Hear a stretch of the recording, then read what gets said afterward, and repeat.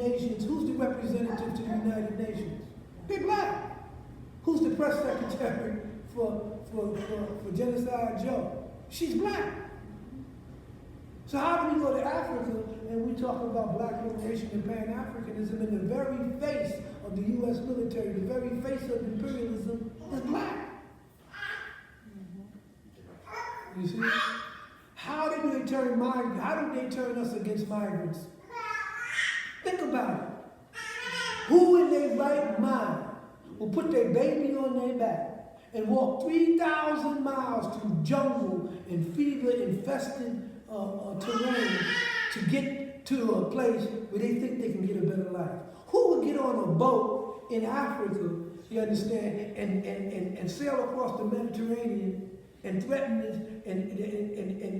and take his life into his hands to get to Europe and a better life? Why? Because the United States imperialism has destroyed the economy of their country, have destroyed their very country that they were born in, and there's no future for them there. There's nothing there for them. So your tax dollars went to pay for that, but now you're going to talk about your tax dollars ain't going to pay for migrants to get a hotel room in New York. But you ain't had no problem with your tax dollars paying for the U.S. military in Guatemala. Right on. But this is not an argument. This is not even put out there. Instead, you get 50 Cent. Yeah. With Mayor Adams talking about, hit me up.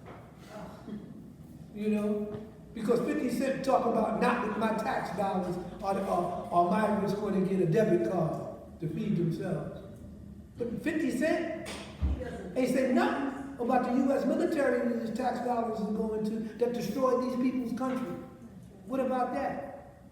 So Adams deflects, and so now 50 Cent is going after the governor. So yeah, well, the governor is the one that's responsible. Who the fuck is 50 Cent?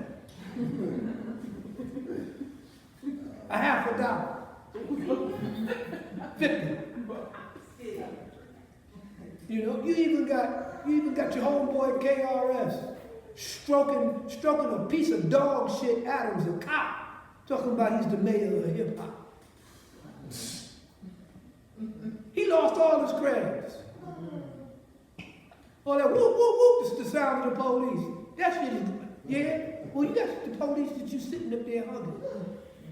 He trying to reinvent himself. You see? None of these Negroes are held connected. None of these arguments are articulated. 50 Cent will wind up on CNN as a businessman, being rational, talking about, well, you know, Trump might, you know, I think it was 50 that said if you want to be gangster, that Trump was a real gangster. You talk about your gangster. He ain't tell you that Trump was a broke-ass cracker that was living off his daddy's money and was a con artist. You see? So I'm saying that we allow these people to define the parameters of the issue of the debate, and we don't say nothing. We don't bum rush the show.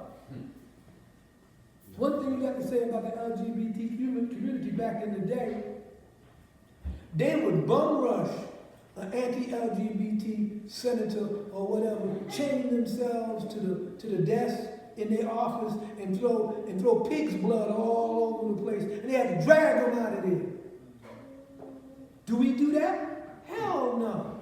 These Negroes, Hakeem Jeffries and all of them, you know, this Meeks, this knucklehead puts a bill in to force African nations to adhere to U.S. policy.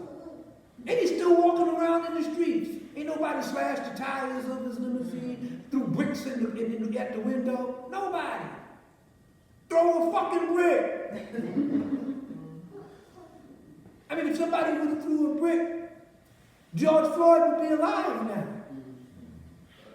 If they would have just threw a rock at the police and ran away, that cracker would have came off in his neck. Right. But everybody just filmed it. Throw a brick.